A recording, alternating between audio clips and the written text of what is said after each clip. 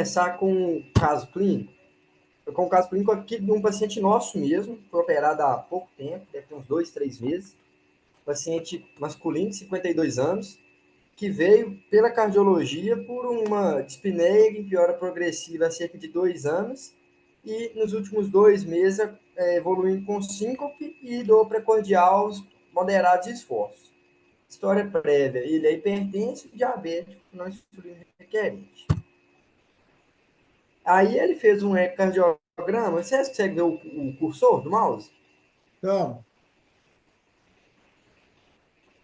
O eco, assim, aí faltou um pouco de habilidade para trazer o eco dinâmico, né, movimentando, mas fez o eco no mar que mostrou um septo interventricular espessado e aqui não vai dar para ver, mas a parede livre também estava, então aqui no laudo a gente vai ver. Ele dá um diâmetro ventrículo 42 por 28, mas o septo interventricular de 15 com a parede posterior de 11. Ele descreve que o ventrículo esquerdo tem dimensões externas normais, hipertrofia do tipo assimétrico, com predomínio do segmento basal do septo interventricular. Ele observa seu angustiamento da via de saída, somando a um deslocamento anterior do aparato valvar mitral, movimento sistólico anterior, né? Gera um gradiente de obstrução dinâmica estimado de 52 em repouso e 70 durante a manobra vagal, a manobra de Valsalva. Beleza, aí nada mais chamativo, né? Na válvula mitral ele descreve melhor esse SAM, não há evidência de prolapso dos folhetos, nota-se importante deslocamento folheto anterior da válvula mitral durante a sístole, chegando a tocar no septo interventricular, originando ainda já regurgitando de leve magnitude durante a manobra de Valsalva. Então, é um paciente que, pelo ecocardiograma, né, pelo critério clínico, fechou mesmo para cardiopatia hipertrófica, que era até né, com a parte do septo interventricular da via de saída mais espessado, e aí ele foi para fazer um CAT com manometria lá no hospital. Né? A manometria dele deu um gradiente de quase 70 ali no invasivo. E aí aqui a anatomia dele, né? A gente vê que ele tinha um ramo septal bem exuberante, e aí fez o cateterismo um dia, 2 dias depois definiram por fazer uma ablação alcoólica do septo. Então aqui passaram um guia nesse ramo septal, insuflaram um balonete para proteção lá da DA e fizeram a ablação. Aí o paciente foi fazer o holter de controle 2 dias depois, tinha um BAVT, paciente, um BAVT intermitente, o paciente estava em uso de beta-bloqueador por 48 horas com ele suspenso, manteve esse ritmo, plantou o marca-passo definitivo com a gente. Teve um eco de controle depois disso tudo, né? Com presença de hipertrofia tipo assimétrica, com predomínio septo basal, que se apresenta hipocinético. Não se observa mais angustiamento da via de saída, formação de gradiente de 23 durante a manobra de Valsalva. Então, um paciente que realmente melhorou do ponto de vista ecocardiográfico. Aqui tinha uma regurgitação mitral importante, agora uma presença de leve regurgitação valvar. Então, um paciente que, né, esse primeiro momento respondeu muito bem ao tratamento percutâneo. Então, agora, falando da doença em si, né, é uma doença genética autossômica dominante, então tem um fator de hereditariedade muito forte, né? É a doença cardíaca genética mais comum, então cerca de 1 a cada 500. Oi? estou espirrando. Vou Ah, desligar. cerca de 1 a cada 500 pessoas vão ter essa doença né, maior ou menor penetrância, e a parte mais molecular da doença é uma mutação dos genes que codificam os sarcômeros, né, que são as unidades funcionais do músculo cardíaco. Morfologicamente, né, é uma doença característica por um espessamento do ventrículo esquerdo, não necessariamente assimétrico, né, a maioria mas o critério da doença pode não ser, e tem que ter um espessamento do VE sem que com outras condições que justifiquem, né? Então, assim, sem uma estenose aórtica, sem uma dilatação do ventrículo, enfim, né, tem que fazer um diagnóstico diferencial. Grande maioria dos pacientes vão ter um curso benigno, alguns nunca vão ser nem diagnosticados, e a gente sabe que entre 5% e 10% vão progredir com algum tipo de critério de gravidade. E essa é a causa mais comum de morte súbita cardíaca, né, nos jovens e nos atletas. Né? A gente vê jogador de futebol, quando tem PCR no campo, a primeira coisa que se fala é cardiopatia hipertrófica. Tem outras doenças que cursam com isso também, mas não são as mais comuns. Aí a fisiopatologia da doença, né?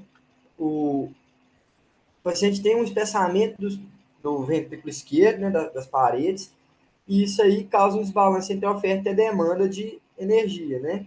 Então, as coronárias têm aquele fluxo X que o ventrículo hipertrofia, elas não conseguem, às vezes, manter ele no esforço.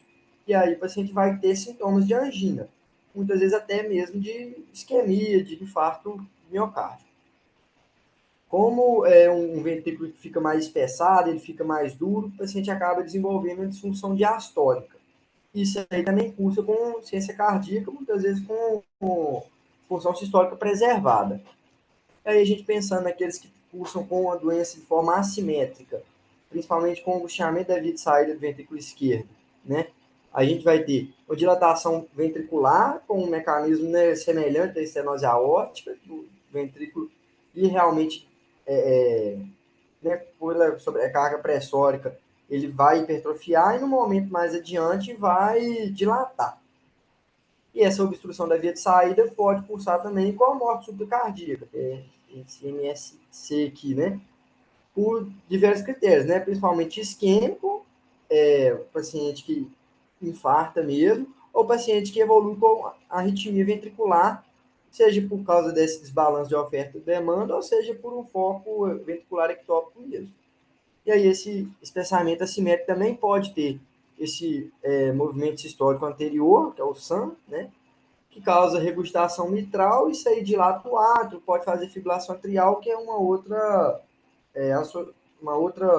condição associada à doença.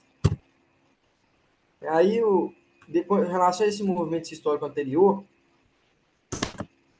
que às vezes é difícil da gente imaginar, então tem um videozinho que é, se ele abrir aqui,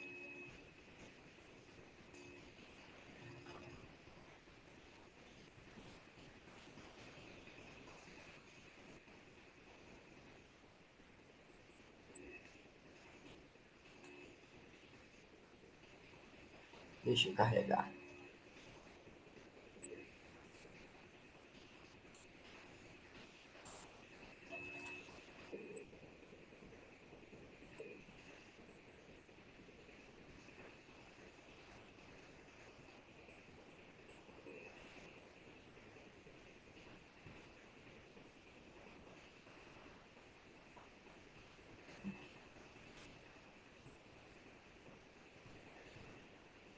É te cortar, mas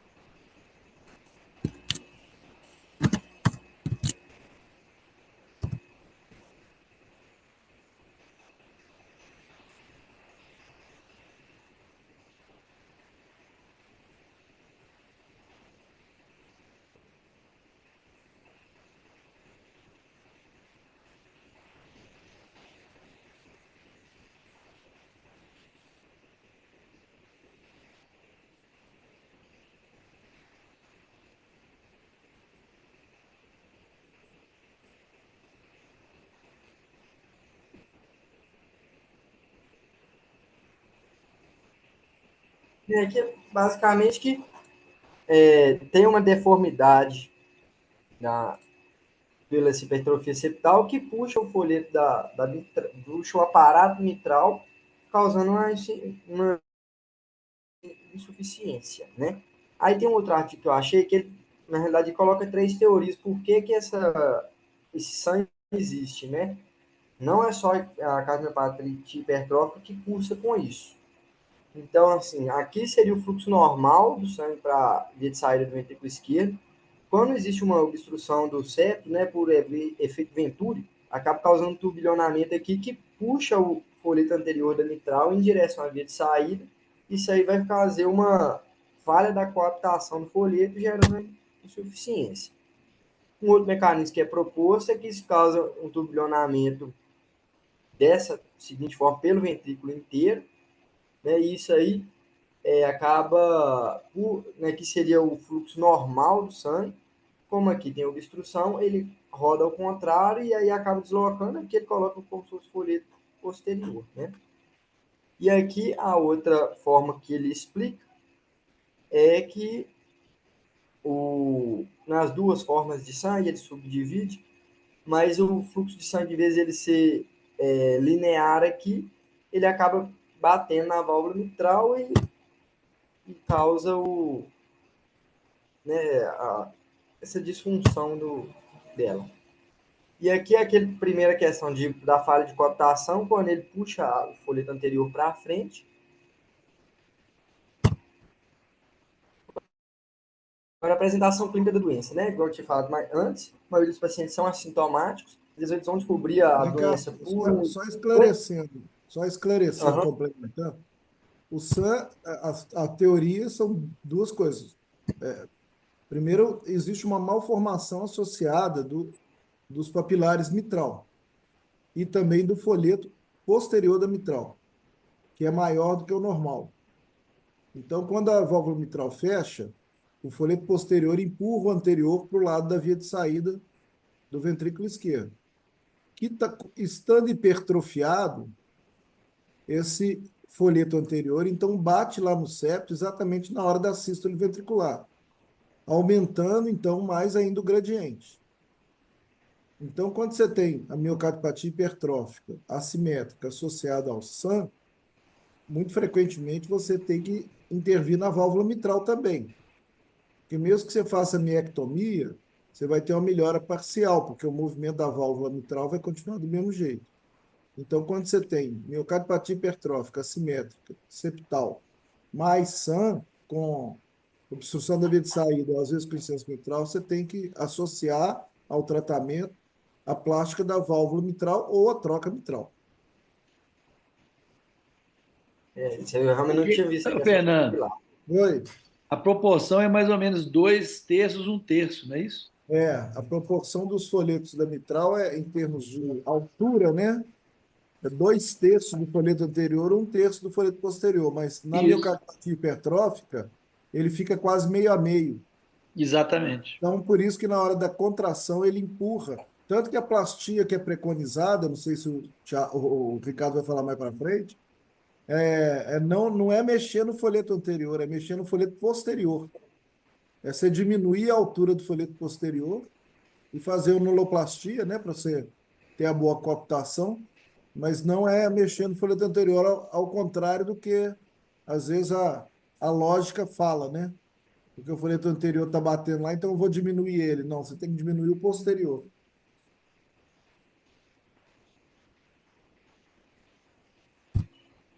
Beleza, Só continuar fala, Ricardo. Beleza. E o paciente muitas vezes vai fazer o diagnóstico de cardiopatia hipertrófica, às vezes por uma consulta de rotina, que vai escutar um sopro e investiga, ou então o paciente faz um eletro também sem, né, de rotina e check-up e acha alterações na investigação, vai encontrar. E os pacientes que têm história familiar, que devem fazer um screening, e que também podem fazer o diagnóstico mesmo assintomático, né? Dos sintomáticos, cerca de 90% vão ter dispneia, aí maior ou menor grau. Aí os outros sintomas mais comuns, precordialgia, palpitação e sim. Diagnósticos diferenciais da doença, né? Estenose aórtica tem realmente muita coisa parecida na fisiopatologia.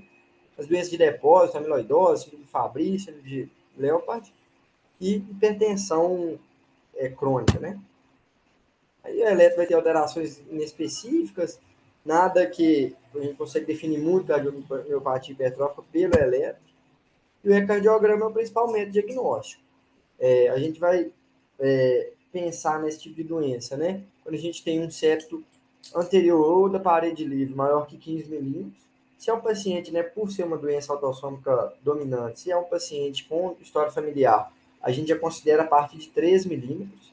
O eco também vai avaliar o grau de obstrução da via de saída, e aí aqui muitas vezes vai ser importante fazer teste de esforço, às vezes faz ergométrico no paciente, para definir se tem ou não tem um angustiamento da via de saída aos esforços. Aqui é bem importante esse dado.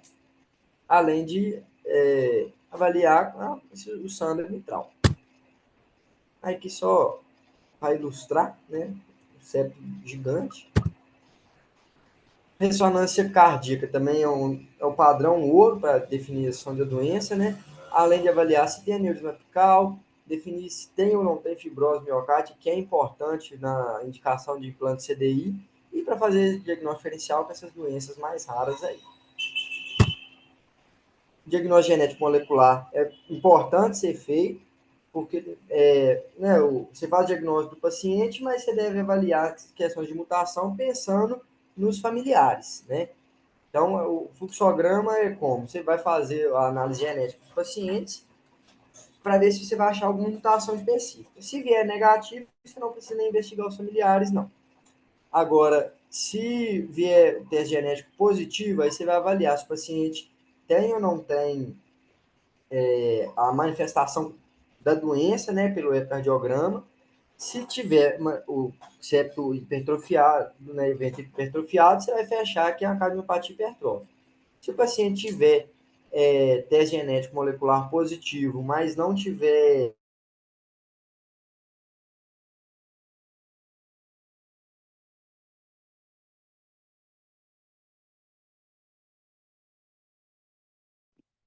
Caiu? Ricardo sumiu. Eu acho que caiu, velho.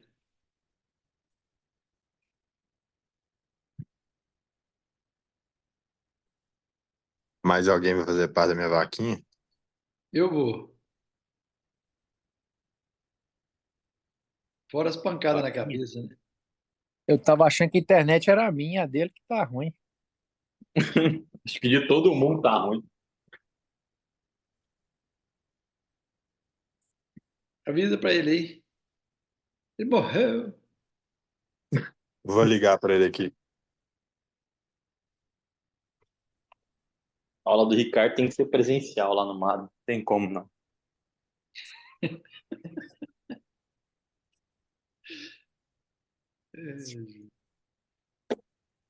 Será que ele perdeu o anfitrionato? Não, né?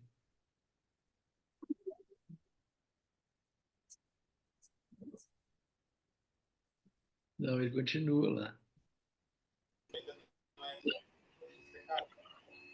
Voltou? Voltou.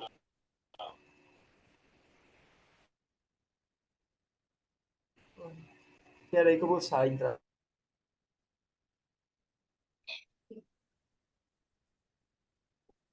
Ele já tá voltando, já a dizer. Tava dando uma pancada. Dizer que não sabia que tinha caído, não. Ele parou na hora justamente da genética aí. A Lu tinha que estar assistindo aí. Ela tá aqui do lado aqui. Amor, estão querendo sua opinião sobre doença cardiovascular e genética. O Ricardo falou que é uma das cargas mais hereditárias. É o quê? Que é uma carga hereditária importante. Só que não é exclusivamente a parte genética, né? Questão muito ambiental no Brasil. Ela falou um monte de coisa aqui que é complicado, mas não é só genética, não, que o ambiental é maior que o genético. Que é maior, é tão importante quanto. É tão importante quanto. Que o hábito de vida Na tem o mesmo. miocardiopatia hipertrófica? Não, aí é mais genético. Não, aí é mais. Não, explica aqui, moço. Porque, não, de ver? Não, você tem vergonha, não, todo mundo te conhece. Ela tá com vergonha, mas ela que na exclusividade Nós estamos discutindo sobre miocardiopatia hipertrófica. Não, então ela tem componentes muito mais. Vem cá, amor. Vem cá. Vem cá. Oi, Ana. Aqui, ó. Ela vai falar aqui. Seu vídeo não está aparecendo? Nós não estamos vendo a luz? Aqui. Tudo bem, gente? Tudo jóia, né? Na miocardiopatia hipertrófica, questão genética. Não, o componente genético é muito grande. Na miocardiopatia é muito grande. Tanto é que a gente tem painel específico para miocardiopatia. O paciente que tem, a gente tem que pesquisar a família toda. Tem, tem. Você faz primeiro, no caso, o índice, e aí depois você pesquisa de forma escalonada. Parente de primeiro grau, achou, vai para de segundo, achou, vai para o terceiro, assim, até você achar em quem está vivo, né? Obviamente. O máximo de pessoas que você conseguir. Não significa que ele vai desenvolver a doença obrigatoriamente. Exatamente. Não É significa doença de isso. penetrância, é de penetrância variável. Penetrância na genética é quando você tem uma variante, né, que é um nome novo de mutação, qual que é o risco dela desenvolver o fenótipo, sendo que ela já tem uma característica genética, vamos dizer assim. A penetrância é variável, mas o ideal é testar todo mundo. Perfeito. Muito bom. Pois é, ó, o que eu sei Vocês também precisarem. o que eu sei também é isso, é uma doença genética que é de apresentação variável, mas se a pessoa tem o gene, por exemplo, ela é absolutamente contraindicada à realização de atividade física, É isso porque mesmo. isso vai acelerar a hipertrofia miocárdica. Isso Então, mesmo. deve ser, principalmente se a pessoa quer fazer atividade física competitiva, né? Ela deve ser avaliada geneticamente e fazer ecosseriado para ver se a atividade física vai aumentar a hipertrofia. Se aumentar, ela automaticamente tem que parar de fazer atividade física. Ela tá confirmando tudo aqui, diz que é isso mesmo. Então tá bom. Nota 10. Falou que o senhor ganhou uma estrelinha que tá com nota 10. Agora eu voltei. E o Ricardo, quantas estrelas que o Ricardo tá ganhando? Se não arrumar um notebook, não, tá foda. Eu vou vender o meu para ele e comprar um novo. Ricardo tá com estrelinha negativa aí. Tá virando buraco negro. Ricardo, meu Doutor filho, Luiz, se cadê quiser você? voltar, não tava falando igual uma metralhadora e tava fora. Vou te tornar anfitrião de novo. Beleza.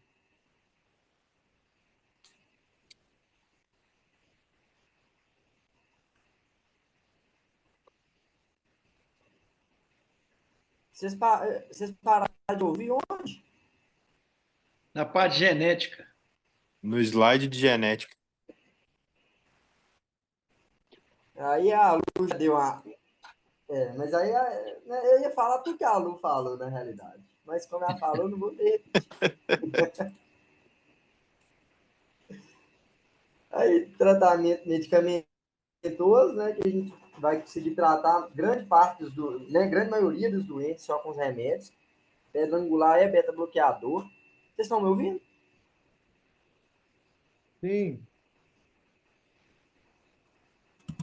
Ah, cara, agora eu fiquei meio traumatizado.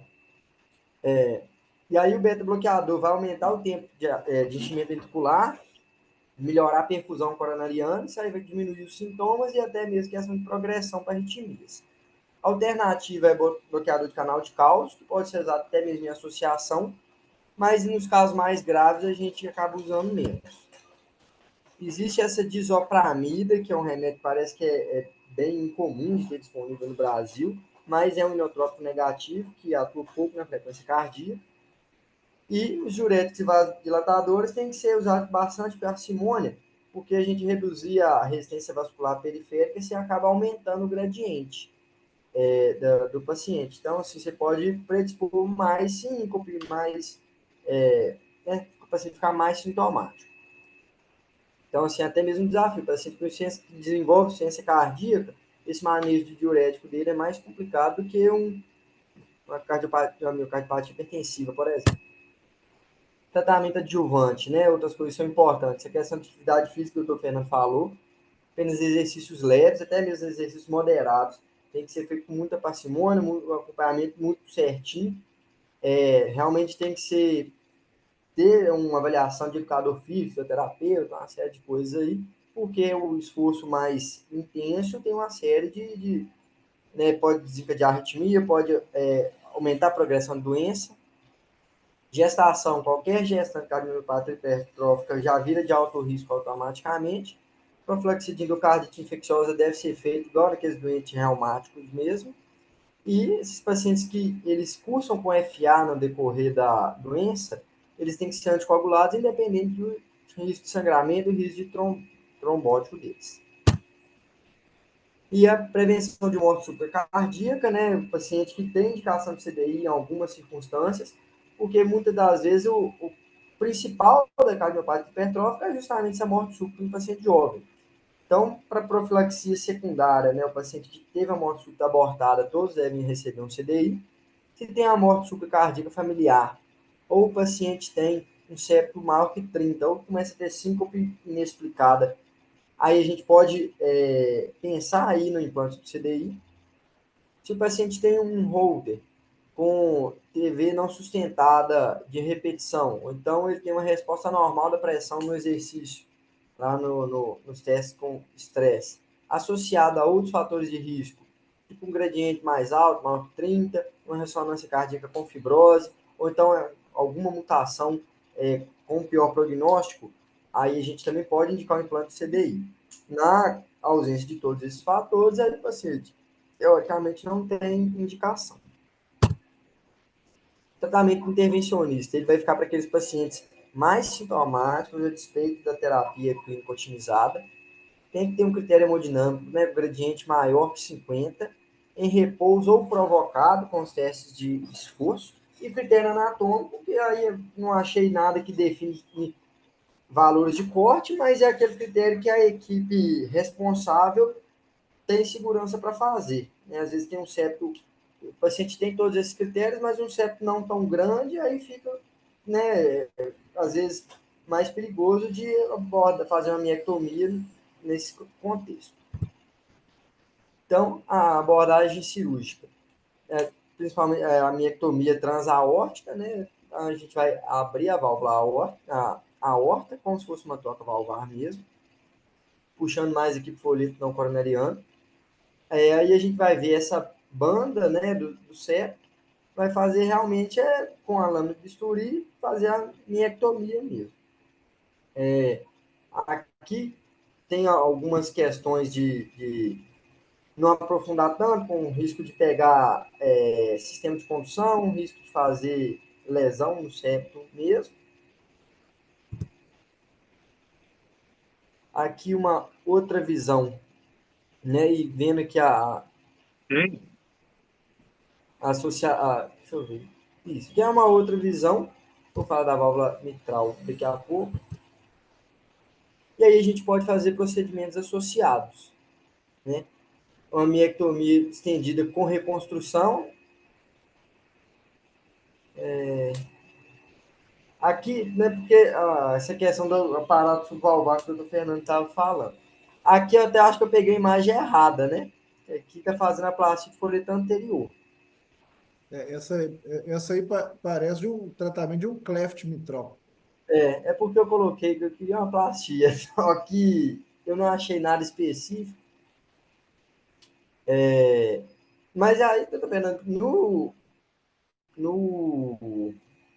agora, foi no Kirkland que eu não com o Adams não tem falando de cardiopatia hipertrófica. No Kirkland ele colocou essa possibilidade de aplicador de folheto anterior. E tem a outra Mas também, modernamente não é isso que se... Aí os outros procedimentos associados, né? Às vezes você abre tem uma aorta muito pequena, você não tem uma exposição boa. Eles poderia fazer como se fosse uma ampliação do anel valvar, seja porque a aorta é pequena ou porque às vezes o septo é muito espesso, até em porções muito inferiores, você não consegue ter boa exposição. E aí ele coloca também que a troca mitral é uma possibilidade, ele apresenta bons resultados, e talvez realmente seja por ser uma referência mais antiga. A orientação que ele coloca é que, se for fazer uma troca mitral, fazer uma extensão completa dos papilares, né? Igual ele mostra aqui. Aí, o pós-operatório desses pacientes tem uma taxa relativamente importante de distúrbio de condução, de AVT, bloqueios avançados, e cerca de 3% com perfuração septais. mais comum nos septos menores, né, menores que 18 que eles colocam. E a associação com infartos septais, que pela própria técnica, às vezes você vai desvascularizar a região. Ciência aórtica também pode acontecer naqueles pacientes que você chega com você tira a banda do septo muito próximo ali dos folhetos da válvula aórtica, ele pode desabar. E aí aqui ele coloca que até dentro do primeiro ano isso pode acontecer de forma mais tardia.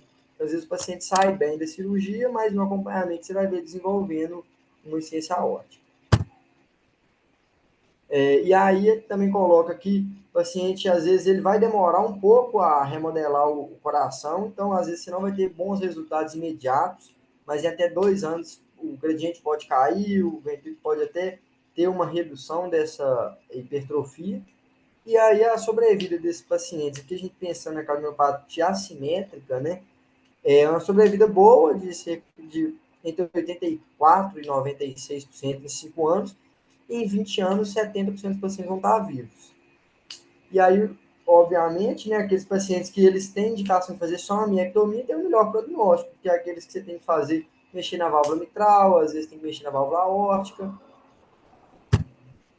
E uma alternativa, né, que foi o caso do paciente que nós tivemos lá no MAD, ablação septal percutânea. Não existe uma indicação formal de um ou de outro, aqui que ele coloca na referência, né, que a gente usa a ablação percutânea ou porque tem uma contraindicação ao tratamento cirúrgico, ou porque a equipe no Heart-In define que é mais seguro, que é menos mórbido, e a equipe da hemodinâmica tem experiência com esse tipo de procedimento. A ideia é ocluir um septal da DA e trombosar ele com injeção de álcool absoluto, fazer realmente um infarto septal. Evitar nos pacientes mais jovens ou nos septos maiores, principalmente pela chance de complicação, que são o BAVT, pode ter uma comunicação interventricular com a perfuração do septo, e, né, por você estar embolizando uma coronária, você pode ter um infarto extenso, a depender daquela proteção com balão que é feita, etc. Aqui, só para exemplificar, né, a gente já tinha visto a imagem lá do paciente. Aqui, como que o ramo sumiu, né? E estimulação cardíaca artificial. A gente tinha falado do CDI para prevenção de morte súbita, a usar na função do marcapasso, vai ter resultados muito piores do que a miectomia ou a ablação septal, mas quando você estimula o coração fora do sistema His-Purkinje, né, você causa um descompasso do septo com a parede livre do VE. E às vezes o paciente que tem uma restrição diastólica muito grande, quando você desincroniza ele, né, você melhora um pouco esse relaxamento ventricular. Voltando no nosso caso, né, o paciente ele voltou 7 meses depois da alta, com episódio de síncope ao esforço, sem palpitação ou dor torácica. Claro que eles pediram para a gente fazer a telemetria do paciente, não tinha gravação nenhuma, o paciente já tinha o marcapasso, né, fez um Holter também que não evidenciou nada. Ele repetiu o eco, e aí o eco tinha um septo de 13, um parede posterior de 9, mas aí ele colocou a presença de hipertrofia assimétrica, com predomínio de segmento basal, sem negociamento da via de saída em repouso, mas com gradiente de 88 ao valsalva. E a válvula mitral, uma leve regurgitação mantida. Já estava da outra vez. Aqui, ele chegou a fazer ressonância, né? Realmente a ressonância é difícil de ver, mas aqui a gente vê que a região do septo até um pouco irregular, talvez por causa dessa ablação que ele fez antes, mas com aqui a gente ainda vê uma região mais hipertrofiada. Aqui a outra imagem daquela. E aí o paciente repetiu o CAT. Vocês vão lembrar que tinha um septal um septal grande saindo. Então, assim, do ponto de vista hemodinâmico, né, é uma cirurgia que é um procedimento que entregou o que era para entregar, né? Ele reduziu, fez o infarto septal daquele grande septal, mas o paciente mantendo o quadro. E aí, na avaliação, sem possibilidade de abordar nenhum desses outros vasos.